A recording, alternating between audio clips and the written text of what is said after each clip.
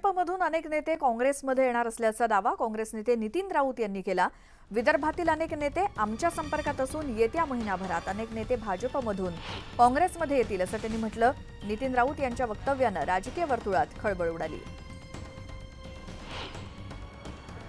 भारतीय जनता पक्षाचे ज्येष्ठ नेते, मोठे नेते हे गळाला लागलेत आणि त्यांनी काँग्रेस पक्षामध्ये प्रवेश केला आहे। ही तर एक ट्रेलर आहे, अभी पूरी पिक्चर बाकी है, ये ट्रेलर है। आणि विदर्भात, मराठवाड्यात मोठ्या प्रमाणामध्ये तुम्हाला भारतीय जनता पक्षाला त्या ठिकाणी छिद्र गेल्याचं त्या ठिकाणी दिसेल, तुम्हाला भगदाड पडल्याचं नजरेस येणार आहे। आणि अनेक नेते आता त्या वाटेवर आहेत काँग्रेस पक्षाच्या, ज्यांनी आमच्याकडे विचारणा केलेली आहे। आणि काही येणाऱ्या 15 दिवसात, महिन्याभरात अनेक मोठे नेते या पक्षात सामील झाल्याशिवाय राहणार नाहीत, हे तुम्हाला सांगू इच्छितो।